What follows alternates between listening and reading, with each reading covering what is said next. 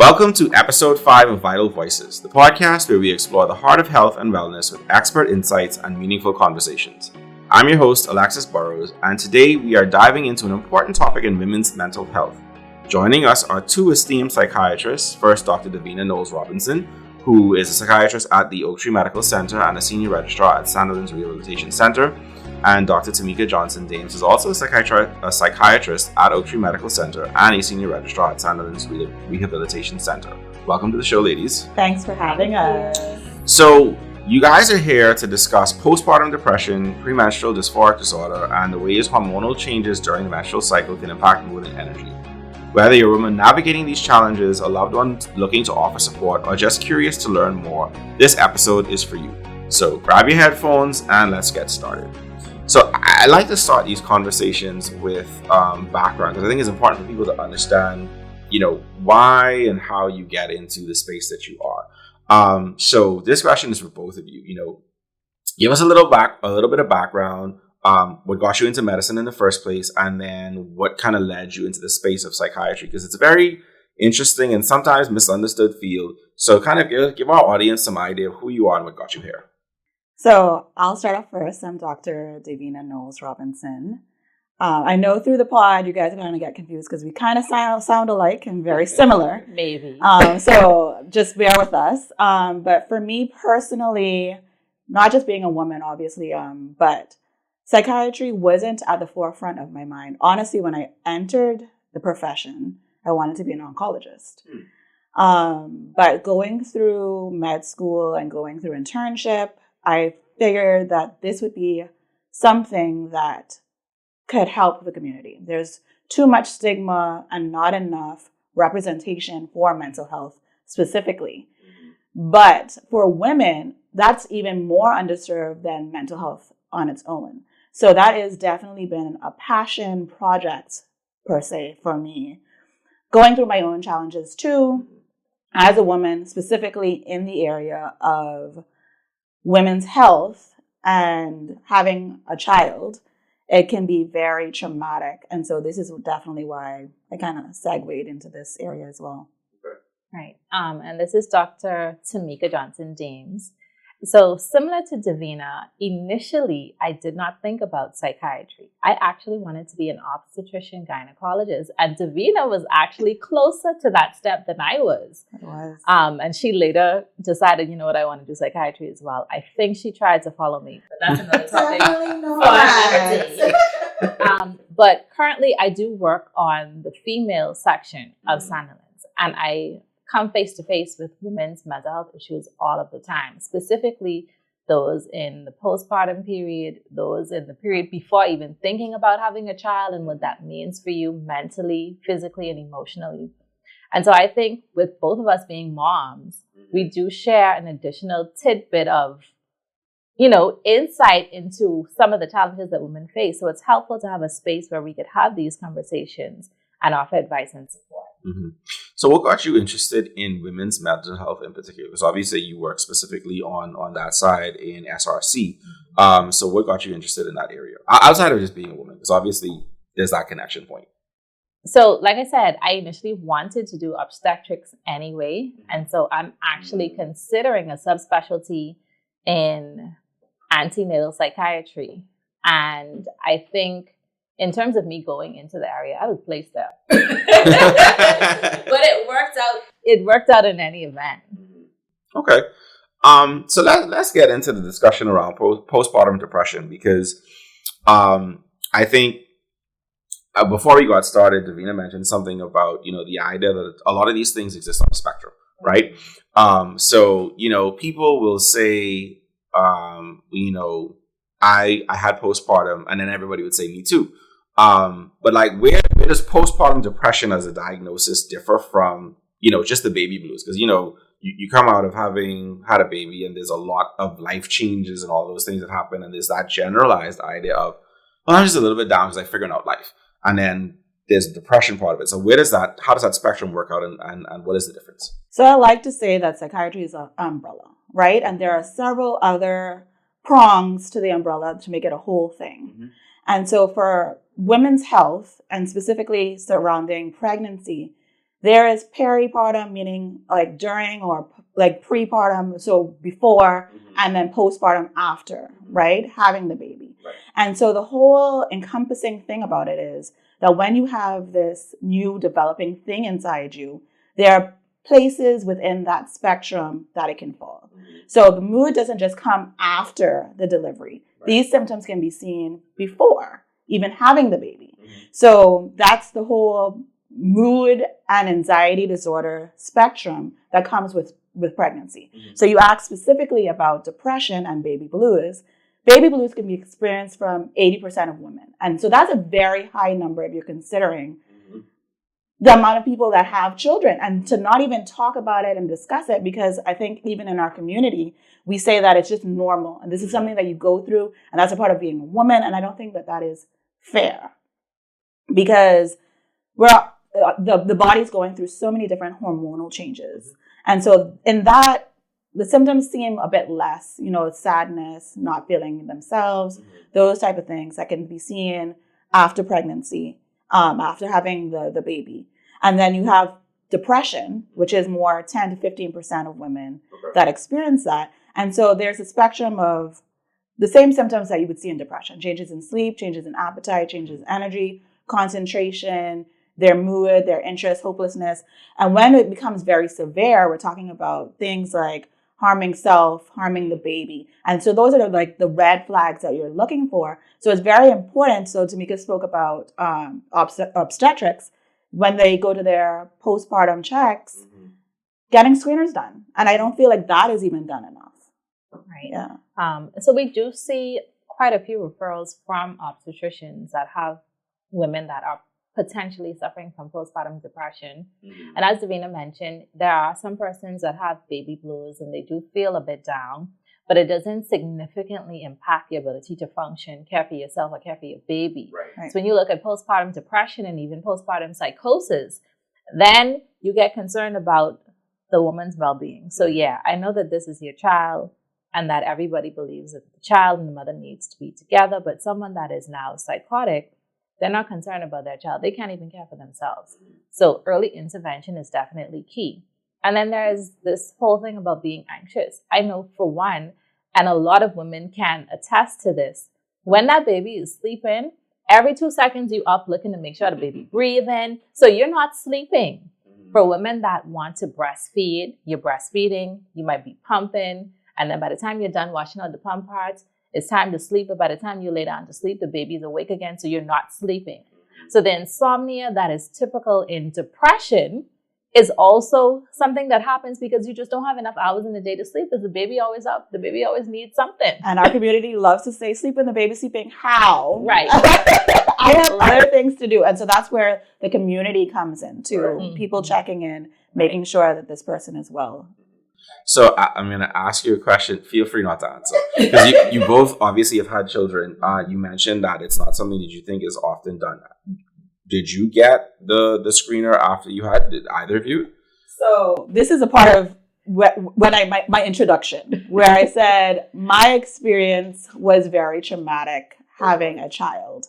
I had my child in the States, and without sounding too off topic, I had the Black woman experience in America. Oh boy. So I did not get the screeners after either, but I had a very traumatic delivery. So through that whole experience, it was a disservice. And I don't think that, hindsight being 2020, my child is going to be 6 tomorrow. And so with that, the thought of getting the proper education as a layperson, if I were a layperson, I did not receive. So I can't speak to the community here. And I think, like Dr. Dame said, we do get a lot of referrals from our OBGYNs here. So I tip my hat to them, and those that are doing it, kudos to you. But definitely there can be more done for our community. Fair enough. So, are there any specific risk factors or segments of the population that are more vulnerable or more susceptible to getting postpartum depression from others? Definitely. So for starters, if you are someone that has had an experience with major depression in the past or had a depressive episode in the past, you're definitely at risk. Someone that has had anxiety or generalized anxiety before, if you do not have support, because can I tell you, I mean, I tip my hats to single mothers that don't have support because I honestly don't know how they do it. When I had a baby, my mommy told me that she was taking 2 weeks vacation, and I chuckled because I'm like, who having this baby and why do you need time? But after the baby came, I realized how critical it was to have the extra hands on deck because it is stressful. If you are someone that has had a pregnancy that was filled with a lot of psychosocial stresses, whether it be financial, whether it be problems with the father of the child, not accepting that you're pregnant, whether it be medical issues. So all of the things that contribute to increased stress, increased burden on the mother, put you at risk for postpartum depression. And Davina, you can add to that. I think you covered the gist of it. Like, that was a very good synopsis. And I mean, genetic factors, having a parent or mother that went through depression, the time of year that you have it. So some people experience seasonal depression as well. So if you're in a climate, I mean, it doesn't bode hair, but right. But if you live in some place like Canada where, like, you know, and the time change, like, so now it's nighttime at 5 o'clock. 2 o'clock. So like 2 o'clock already yawning, it's like 10:30 already. So it's like those different factors can, you know, contribute. And so having the predisposition of already having a mental illness also, you know, contribute. Yeah, listen, I looked at my wife last night and it was 9 o'clock and it was 1 o'clock at the same time. It was 1 a.m. It's just the time change is a killer, man. So yeah, I imagine, like you said, that may play a part in it as well. How do hormonal changes after childbirth play a role in postpartum depression? Does that contribute to it at all? Is it a non-factor? It definitely does. So after childbirth, women experience a significant set of hormonal fluctuations. The estrogen and the progesterone levels specifically.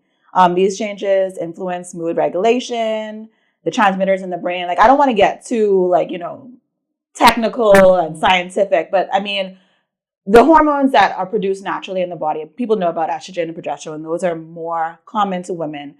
And when these fluctuate, they contribute, and there's research that shows that this influences depression. So even persons, when they're on their menstrual cycle, I'm pretty sure women can relate to this when they say they have PMDD, where they're experiencing, you know, PMS, what we like to say, right? Where they're having these low moods with their period. So when you're thinking about this woman has not had that for 9 months, and she's having the surge of hormones because of the baby, all these hormonal changes play a role in how this person is feeling, their mood, their regulation, etc.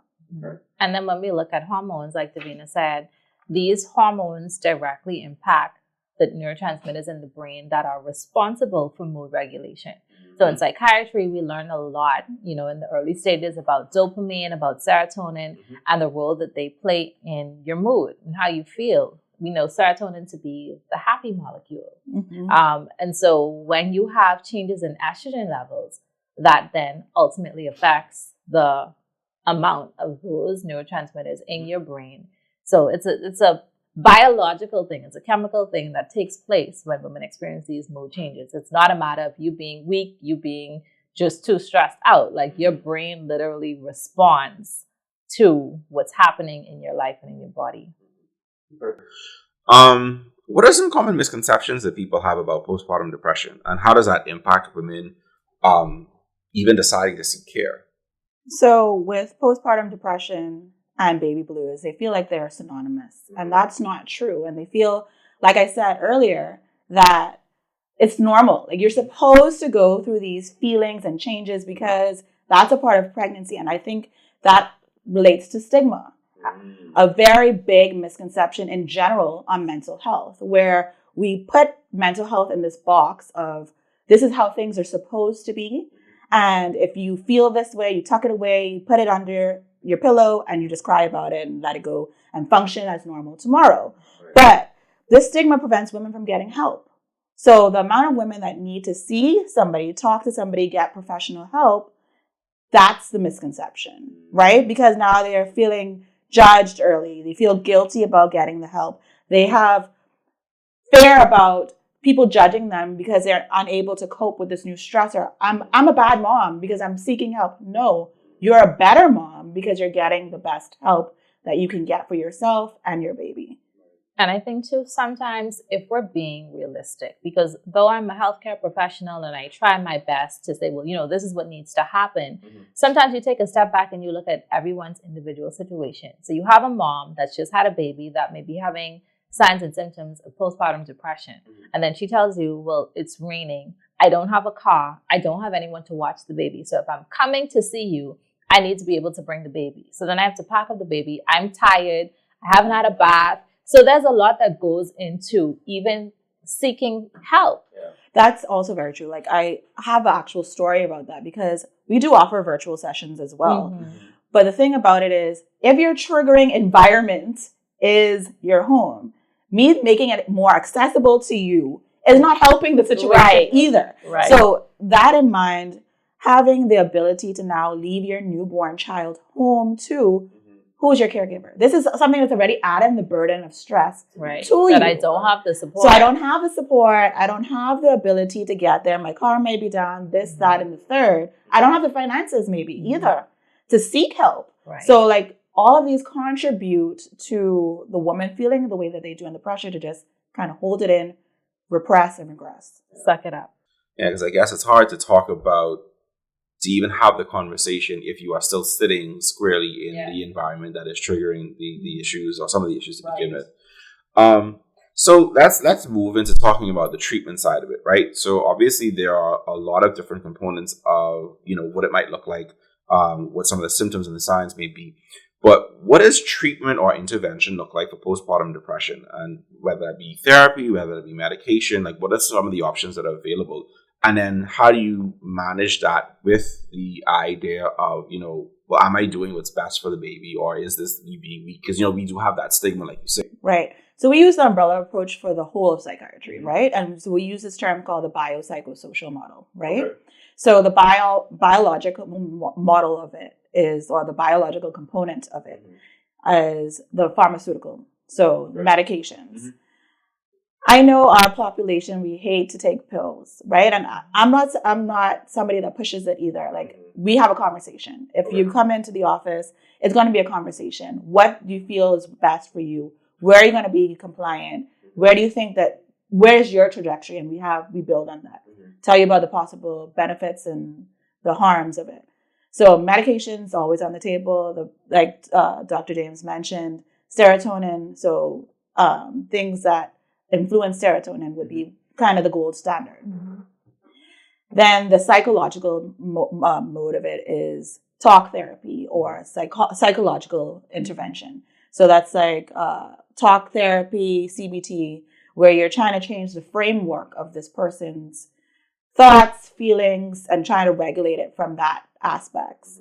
And then the social, garnering the support. So your community, whether it be social services, because we don't take that important enough too, because if we're talking about single mothers that aren't in a more financial area, that is a very big component.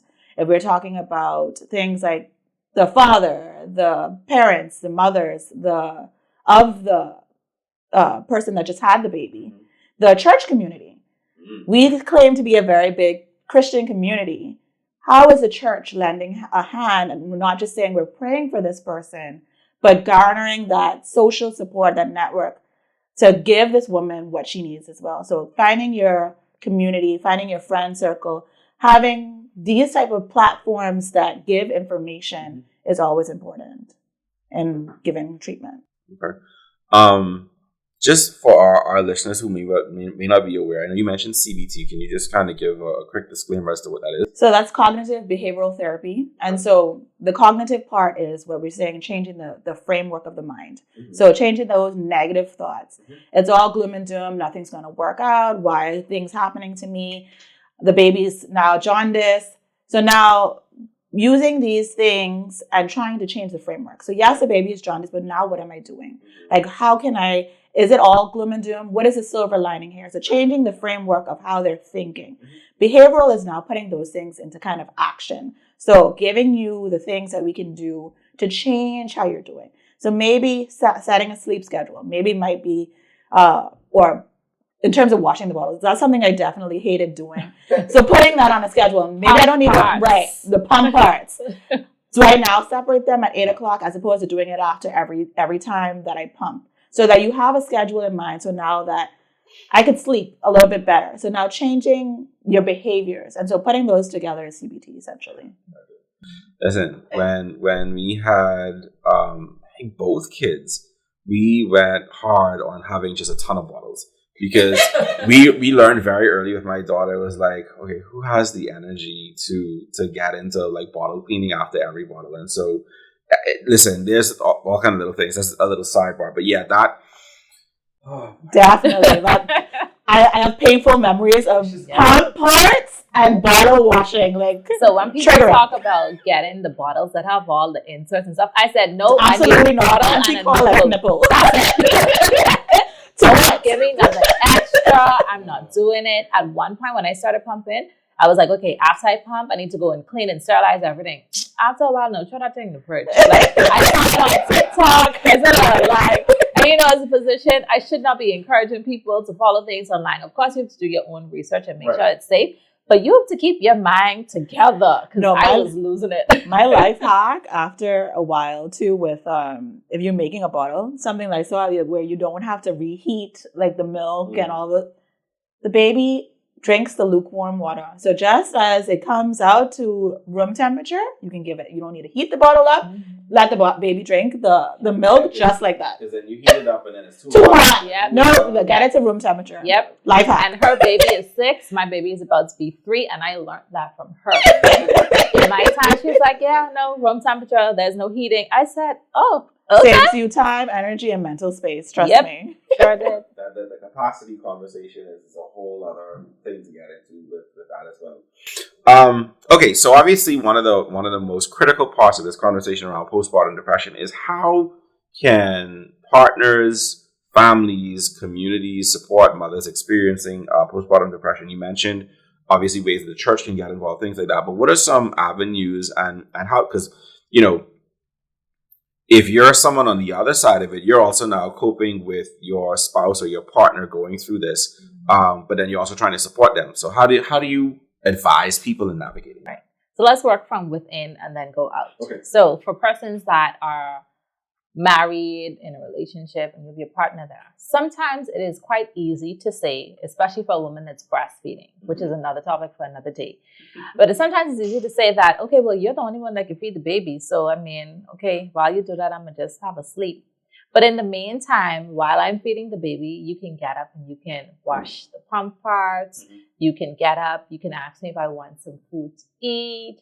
After I'm done breastfeeding, you can offer to burp the baby. So there are things that you can do to lend a hand so that the woman doesn't feel alone. And sometimes you find that after having a kid, people would call and they would say, oh, let me see the baby. Send me a picture. Send me a video. You don't exist. So not even that you don't exist, Sometimes the support has to be a little bit more tangible. Hey, I'm going to the food store. Send me your list so that I can get you the things. It may not be that you have to offer to pay for something for someone They can give you the money if you don't have it. But doing things like that, and sometimes people say, well, if they had asked me, I would have done it. People that are stressed are not going to think to ask. No. They don't know what they need. They don't know if they're going or they're coming. So sometimes offering support in a tangible way is important. And then it might be stressful to ask, and then someone just be like, well, I can't really help you. Right. Like, even if it's just the physical part of it, not necessarily paying for the groceries, but it's just the idea. So I imagine it's also this fear of, I don't want to ask anybody anything, because if I'm already feeling down and then somebody kind of says no, then it only adds to the negative feelings. Correct. For sure. And like she said, being very intentional. So if you're saying, well, how's the baby? Why don't you come for an hour to let me get some sleep? Even if you're not, and I feel like we both did it for each other. Like, if there was a time where I was like, you know what? I will take a mirror. You go in the room and you go to sleep. Even if I'm watching him sleep, just so that she knows that someone is in the home, that I don't have to do something for the next 2 hours. And I'm okay with that. Mhm. So just being intentional, not just saying, well, hey, you know what, checking in. That's great and that's fine, but hands-on work can also be very helpful. And we both had kids during our residency. So Studying with a baby, a newborn. It was a crazy. Tyler was literally in the rocker, helping us study, because it was just like, here you are. Amir was in the rocker, year 3, helping us study. So it's just like navigating that space as a mom. I guess the community is there, but your village is very, very important. Definitely. So I imagine,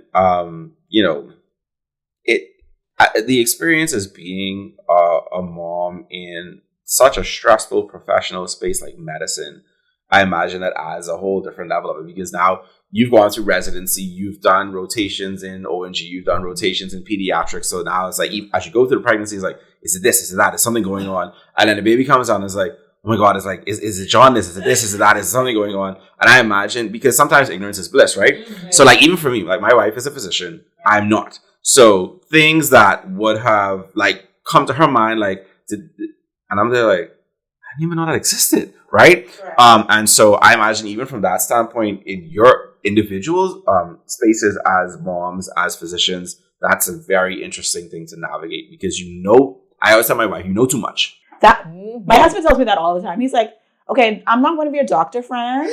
Talk to me like a regular person. And I'm like, but it's this. And so he's just like, no. And it does get us in that warped mental space at times too, because the common cold could look like pneumonia. But at the same time, I found that could be a flip. Right. Because now that my son's a bit older, I take certain things lightly, because I'm just like, are you a boy that's crying wolf? And like, maybe, right.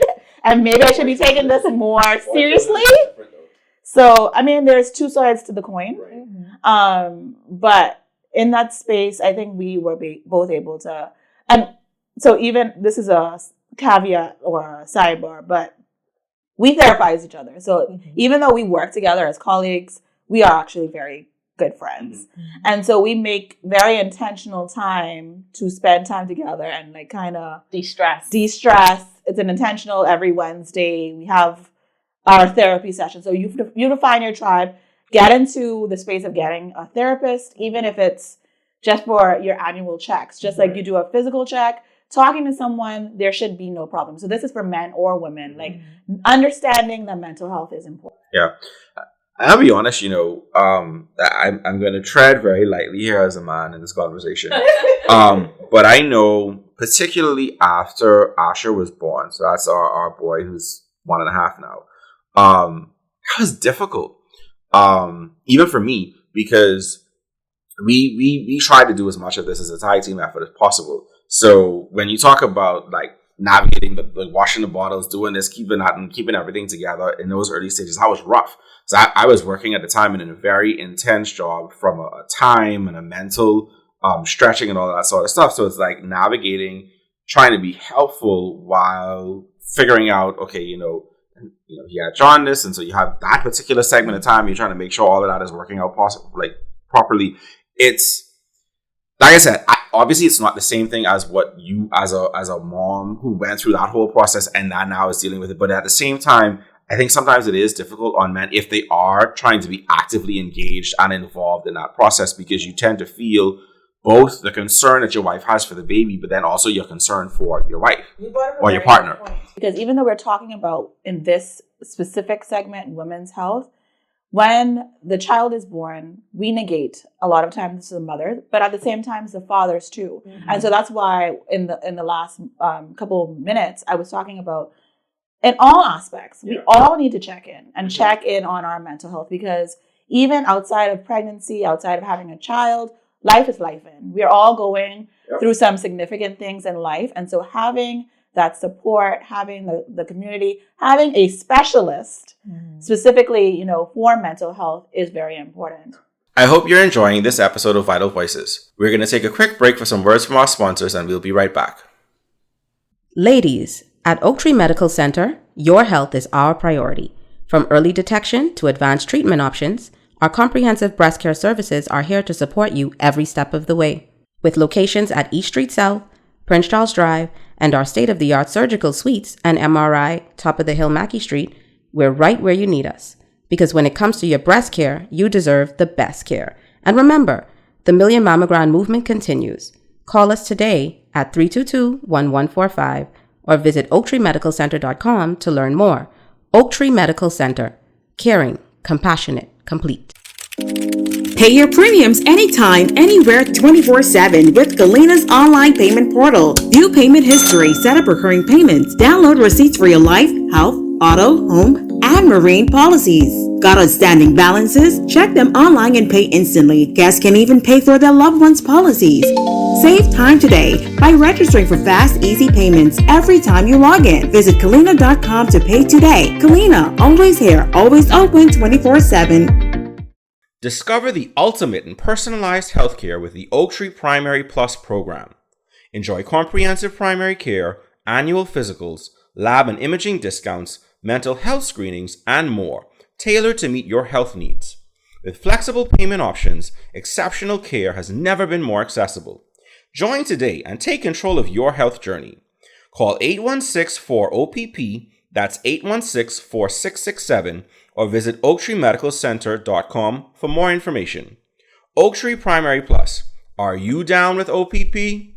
Valor Security. Our brand is honor. With quality services and professional treatment, we provide security you can trust. Whether it's protecting your home, securing your business, or safeguarding schools and construction sites, we're here day and night to keep you safe. From private event security to personalized escorts and expert consultations, our team is committed to excellence.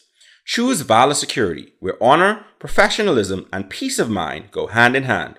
Gentlemen, it's time to take charge of your health with Oaktree Medical Center. We provide comprehensive prostate care at affordable prices, from prostate-specific antigen tests to prostate ultrasounds to advanced prostate MRIs. We've got you covered. Need further evaluation or treatment?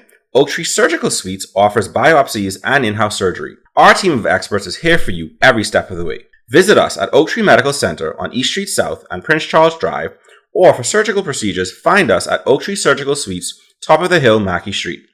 Call us today at 322-1145 or visit oaktreemedicalcenter.com. Oaktree Medical Center. Caring, compassionate, complete. Welcome back to Vital Voices. Let's continue our conversation. All right, so we're going to switch gears a little bit. One of the other interesting topics that's been trending a lot recently in the TikTok space and social media is this concept of PMDD, which is premenstrual dysphoric disorder. Obviously, I think you touched on it a little bit earlier. This idea of, PMS, I guess, where does PMS end and where does PMDD start, right? But what does distinguish one from the other? And, I guess, what are some of the concerns that then stems out of the PMDD space? Right. So, PMS, as we mentioned before, a lot of the mood and emotions are under hormonal control. So with PMS, the changes in mood that may precede the onset of your menstrual cycle can involve the mood swings, the physical discomfort, because for some women you start to cramp. So of course you're not in the best space. PMDD, on the other hand, is definitely more intense. So I'm sure all of us in the room. No, but Alexis as well may have seen going up to high school. There are some females that during that time of the month, they don't even want to come to school, or they don't come to school, or they're in the nurse's office because it's definitely more intense. Not just physical discomfort, but the mood changes. Some persons actually experience severe depression and anxiety during this part, which is much different from PMS, where there's just a change in mood. You feel a little bit down, but you could still function. Right. PMDD can sometimes be debilitating. So that's where the switch lies. Similar to when we say, okay, with, baby blues, and then there's postpartum depression, where you actually have signs and symptoms of a depressive episode. So PMDD is quite similar to that. And in some cases, it can be so bad that women can have, the end result of depression, which is having suicidal thoughts. What are some of the underlying biological or psychological factors? Obviously, like you said, not every woman, ventures all the way into PMDD. A lot of them sit in PMS, and some of them don't have any real symptomatic issues. Some of them don't have no real period. Right. But what are some of the underlying components or factors that contribute to somebody ending up having PMDD as opposed to PMS or not having anything at all? So with PMDD, the biological aspect of it is not truly fully understood, but we understand that with the menstrual cycle, the hormones that are typically involved are progesterone and estrogen. And so those play a part, and I think we touched on it when it pertained to postpartum depression, where they have a framework on, the neurotransmitters in the brain that influence serotonin. And so it's the same kind of framework that we touched on earlier. And these, affect how the person will function, the woman will feel if these levels are unbalanced. Right. And so with that, you have your genetic predispositions as well. So people that have already been having symptoms and signs of depression, had a family member that had depression, or they were going through it themselves, and then your psychological factors. So heightened sensitivity, heightened to stress, and those type of things. So we do have clients, I have a few, that we do start on medications for that because it is an imbalance of the serotonin. So we're going to use the same antidepressant that's going to help regulate that mood as well. Right. So I think we kind of get an idea of some of the symptoms of it as well. So how does it affect relationships, work, overall quality of life? Because I imagine that's a space where, we've seen on TV and in media from we were children, you always have like this presentation of PMS, things like that. But obviously this sounds like it takes it a much step further. So how does PMDD affect women when they go into their everyday life? So it definitely reduces the quality of life. So think about it now. If you have someone that is dealing with an ailment, and let's say if you have a relapse of that ailment once or twice during the year, imagine that PMDD is something that is happening every month on cue. So just the cyclical nature of the symptoms is already stress in and of itself. And then if you think, it's coming. And sometimes anticipating what you are about to experience in another few weeks is stressful. So leading up to that time, you're stressed and you're anxious. And you're like, I know, I look at the calendar and I know that this particular thing is happening and I'm going to be on my period and this is not going to go well. So it affects your quality of life in that way. And then we look at productivity at work. This is a block of my work month that I won't be able to function. And if I do show up to work, my ability to give what I usually give is going to be significantly decreased. So there's decreased productivity. And then in your personal relationships, especially if you have a spouse, if you have a partner, you have kids, other family members that you interact with, they see the change in your emotions. You're irritable, you're snappy. For some persons, you may be crying out the blue. It's a lot. So it's a lot for you to deal with emotionally. And then the persons around you, they feel that. So never negate the fact that when someone is dealing with depression, depression not only affects you, but it affects your loved ones. Because, how can I really be joyous and happy when every couple weeks you down in the pits? Right. It's funny, like I said, it is something that's kind of trending right now. There's a lot of content out there on it. I saw one or two. There's this thing where women are saying, they got to start telling themselves, I don't make any serious decisions when I know that that's where I am in time, because they don't know what kind of decisions they don't know if they get divorced. They don't know if they quit their job. Right. Like, they don't know any of that. And so it is interesting because you speak to just how impactful and how deep into their life it can resonate. You mentioned medication, but what is the spectrum of treatment options for women who are suffering from PMDD, and how effective are they? So again, we use the umbrella. So the biopsychosocial model. So medications, we have the SSRIs, SNRIs. So there are whole lots of classes of medications that we can use that affect serotonin, the dopamine, the different pathways in the brain. So those are the pharmacological methods. Psychological is the same, CBT, the other types of, psychological therapies and interventions that we can use to help, regulate this person's thoughts. Before we even get back, let me circle back to the biological. Some doctors can prescribe hormonal changes or treatments as well. So being on the pill, so to regulate the periods, making them less intense, those type of things can also help in terms of the biologics. Right. So it has to work in tandem, the psychiatrist along with the obstetrics gynecologist, to make sure that this woman is because it's not just one thing. And that's why in terms of specialties, we are, separate branches, but we are one big tree, right? And so the person is a whole. And so you have to think of this person as a whole network where everybody's working in tandem to make sure that this person is functioning to the best place that they are. And the social is the same support as before. So basically the biopsychosocial model, same treatments as we kind of discussed earlier. Right. And I think Alexis had alluded to, additional things that can be done. So we do like to talk about medication and therapy, but then there are also lifestyle modifications that can be made. So you mentioned that on TikTok, a lot of the girls would say, well, you know what, I can't make no major decisions. So if the good thing about it is for some persons, your periods, you can kind of predict when it's about to come.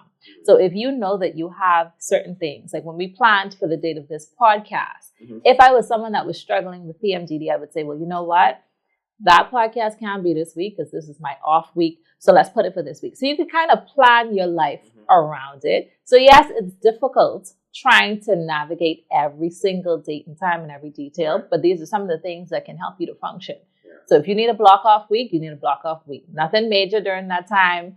And you kind of find ways to work around. Charting, You use knowledge as power, right? So you like you mentioned earlier, sometimes people, they know that it's coming and they get pre-down about it, but it's like you use that knowledge to kind of, as best as you can, structure your life in a way that makes sense. Right. Diet and exercise too, I think, play a role as well. Because there are a lot of research. TikTok.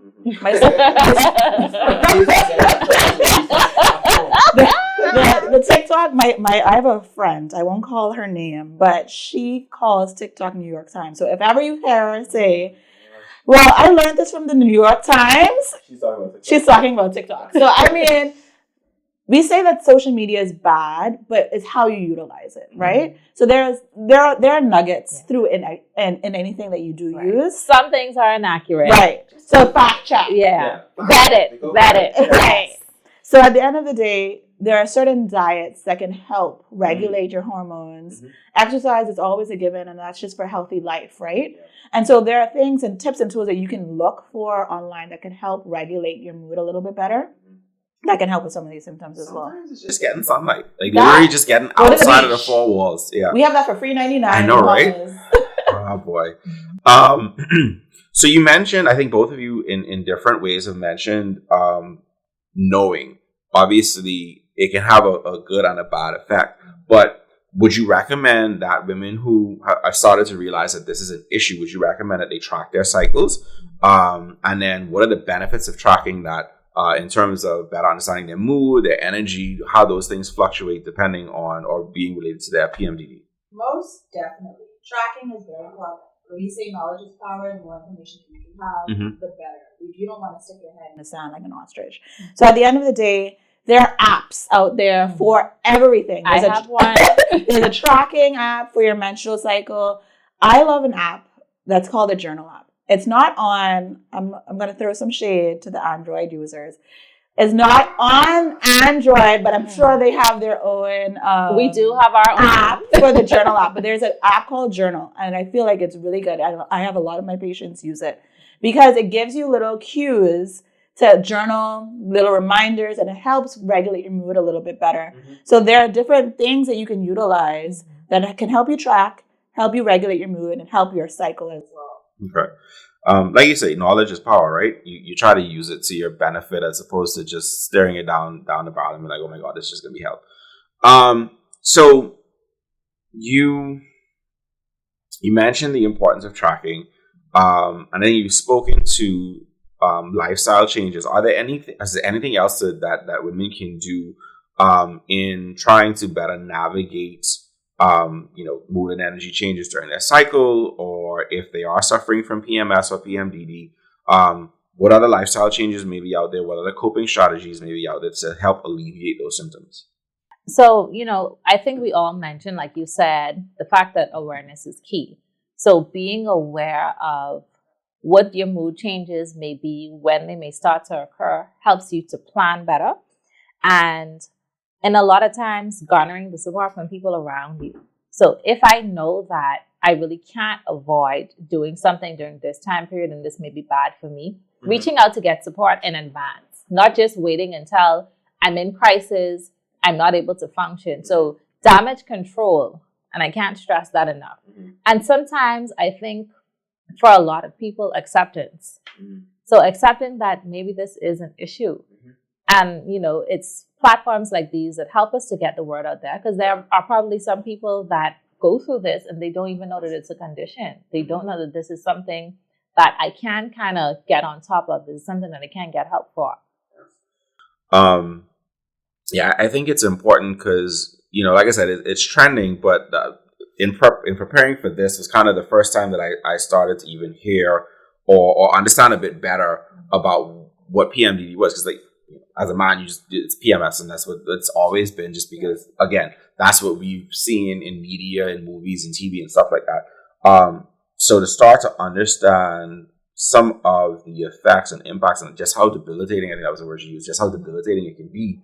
And I think it's helpful to have conversations that break the stigma. You know, I've had a number of different conversations and platforms like this with other members of the mental health profession, both on the psychiatry side and the psychology side. And I think the concept of trying to get rid of the stigma around mental health and mental health challenges, disorders, issues is very, very important, because then you can actually get help. And I think it was either last year or year before, you know, the theme for the year was mental health is health too. And I appreciate that. And I feel like I remember talking with somebody, like, that should just be the time theme, because it's just, you know, you want people to understand that they are a whole person and their mind is a part of their health and their wellness. I attribute the mind to being the engine. If the engine of your car goes, throw it in the garbage, right? You know that, right? Like, a person is declared dead when they're mentally dead. Like, your heart can go, you can get a transplant for that. Your liver can go, you can get a transplant for that. If your brain goes, that is you. Like, that is it. Like, brain that's all. Your brain dead. Brain dead is brain dead. So at the end of the day, protect your mind. Like, I feel like we have lessened it so much, and that goes to insurance companies not covering mental health. Like, it's a part of your body. So, like, we need to start from the top and trickle down. I mean, even in the profession, our colleagues, people in general, our community, I think we're bridging a path now since COVID. And that's the one thing I do attribute to COVID, that since having the pandemic, the New York Times has promoted mental health and the importance of psychiatry and having a mental health professional, a psychologist, and, you know, understanding that your mental health is health too.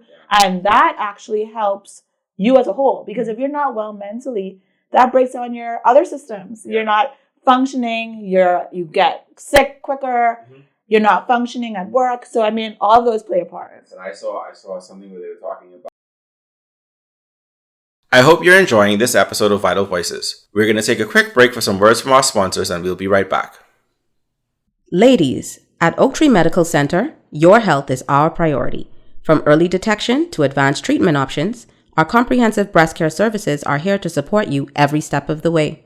With locations at East Street South, Prince Charles Drive, and our state-of-the-art surgical suites and MRI, top of the hill Mackey Street, we're right where you need us. Because when it comes to your breast care, you deserve the best care. And remember, the Million Mammogram movement continues. Call us today at 322-1145 or visit oaktreemedicalcenter.com to learn more. Oak Tree Medical Center. Caring, compassionate, complete. Pay your premiums anytime, anywhere, 24/7 with Galena's online payment portal. View payment history, set up recurring payments, download receipts for your life, health, auto, home, and marine policies. Got outstanding balances? Check them online and pay instantly. Guests can even pay for their loved ones' policies. Save time today by registering for fast, easy payments every time you log in. Visit Galena.com to pay today. Galena, always here, always open 24/7. Discover the ultimate in personalized healthcare with the Oak Tree Primary Plus program. Enjoy comprehensive primary care, annual physicals, lab and imaging discounts, mental health screenings, and more, tailored to meet your health needs. With flexible payment options, exceptional care has never been more accessible. Join today and take control of your health journey. Call 816-4-OPP, that's 816-4667, or visit oaktreemedicalcenter.com for more information. Oak Tree Primary Plus, Are you down with OPP? Valor Security. Our brand is honor. With quality services and professional treatment, we provide security you can trust. Whether it's protecting your home, securing your business, or safeguarding schools and construction sites, we're here day and night to keep you safe. From private event security to personalized escorts and expert consultations, our team is committed to excellence. Choose Valor Security, where honor, professionalism, and peace of mind go hand in hand. Gentlemen, it's time to take charge of your health with Oak Tree Medical Center. We provide comprehensive prostate care at affordable prices, from prostate-specific antigen tests to prostate ultrasounds to advanced prostate MRIs. We've got you covered. Need further evaluation or treatment? Oak Tree Surgical Suites offers biopsies and in-house surgery. Our team of experts is here for you every step of the way. Visit us at Oak Tree Medical Center on East Street South and Prince Charles Drive, or for surgical procedures, find us at Oak Tree Surgical Suites, top of the hill, Mackey Street.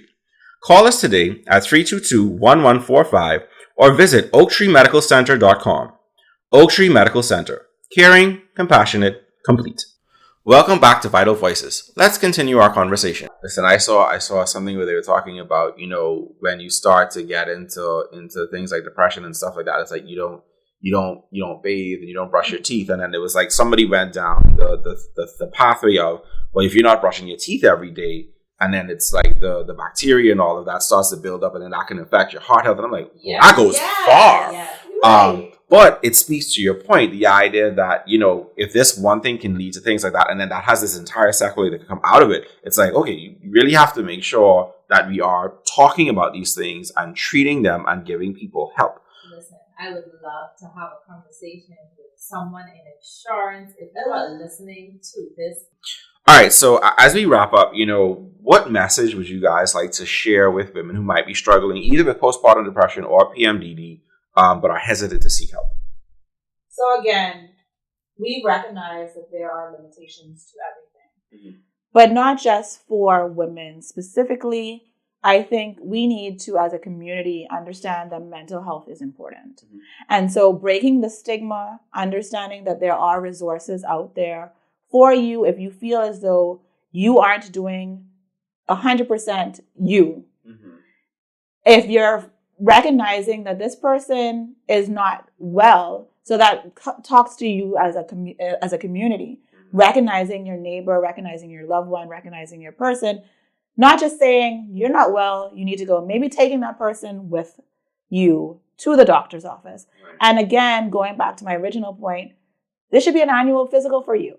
Going to see a psychiatrist should be like a part of your annual checkup. So recognizing the signs will be early, because now you're having a conversation with your therapist, your psychologist, and they can see that there are certain things that you need to, work on. And I want to add that sometimes we have to be our own advocate. So when things are not right. If you think that something is not right with you physically, you're going to go to the doctor and you're going to mention it. So if you feel like something is not right with you emotionally, even if you don't take the step of saying, I'm going to see a psychologist or a psychiatrist, tell your primary care provider, well, hey, these are the symptoms that I'm having. And then, our urge would be for primary care providers to then take the next step and refer those persons that could benefit from the additional help. So never be afraid to discuss things, even discussing things in your friend circles. Because sometimes you think that you're alone and you're not.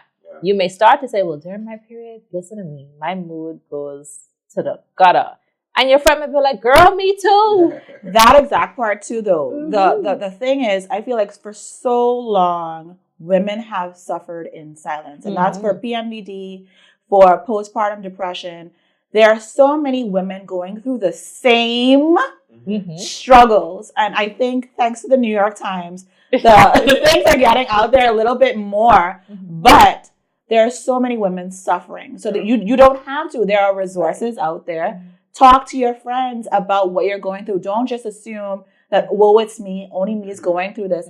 Having that conversation can open the door for you to get help. And you share strategies. Right. You share lifestyle tips and tricks. Things that have worked for you may work for your friend, and things that have worked for your friend may be like, oh, okay, I could start doing that too. Right. That's why community is so important. Yeah. So I think the last question before we close, how do we then, reduce the stigma around mental health challenges broadly, and then especially as it relates to women's health, women's reproductive health? This is the first step.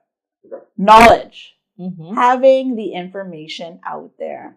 Platforms like this are so important. Education, because it gives the opportunity to have these types of conversations. Mm-hmm. It breaks the stigma, it normalizes it. Something that we talk about, suicide, is it better to talk about it or not talk about it? Ask about it. It's always better to ask. It's always better to talk about it, because if you don't have the knowledge on how to get the resources, what opportunities you have available, mm-hmm. then you can't get the help that you need. Yeah. So I think the knowledge, the education is the first step for sure. And then to add to that, sharing personal stories helps to normalize the experience. Yeah. So a lot of times when people see us and they start to talk about things, they would start with a disclaimer. Well, I'm not crazy. Okay, well, nobody's saying that you're crazy. Like, why are we going there? Right. Like, I hear what you're saying about what you experienced. Do you know that I experienced that too? Mm-hmm. And then it feels more like, okay, well, this is safe for me to kind of disclose what I'm going through. So normalizing these shared experiences helps, again, you mentioned community. It helps you to feel like there is community. And I do feel comfortable talking about what I've experienced because I'm not the only one. Beautiful. Awesome. So I want to thank you both for taking time out of your busy schedule to have this conversation with us today. It was a very good conversation, very enlightening for me. And I hope it's also enlightening for our listeners. So thank you both so much. Thanks for having us. Obviously, we want to give people an opportunity to find out how and where they can engage with you both. You mentioned up front that you are both working out of Oaktree Medical Center as well as Sandilands Rehabilitation Center. So how can anyone get in contact with you? They've listened to this. They feel like they're dealing with either postpartum depression, PMDD, or something else in the mental health space. How do they get in contact with you guys to set up a visit? So I am currently at the Oaktree East Street location. So that is on East Street South. In the plaza by Dunkin' Donuts. So they can call the number there. 825-4674.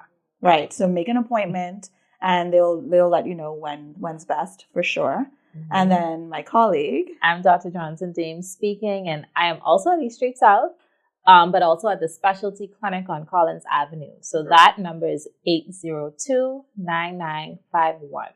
Or we can be contacted via email if you have a specific question or concern. Mine is Dr. Johnson Dames at oaktreemedicalcenter.com. I am Dr. Knowles at oaktreemedicalcenter.com. So you can find me. You can send me an email. You can make the appointment through the office. That's typically best so that they can just book you one time and give you all the relevant information. And the numbers that we shared are WhatsApp numbers as well. So if you don't necessarily want to talk to a human, or you don't get through to the human, when you do call, you can send a message. So thank you both so much. Thanks for having us. And so that's all for today's episode of Vital Voices. Again, a heartfelt thank you to our guests, Dr. Knowles Robinson and Dr. Johnson Dames, for sharing their expertise on postpartum depression, PMDD, and the broader mental health impacts of the menstrual cycle. Remember, you're not alone. Help is available, and seeking support is a sign of strength. If you enjoyed this conversation, don't forget to subscribe, share, and tune in next time as we continue exploring the stories and science shaping our health. Until then, take care and be well.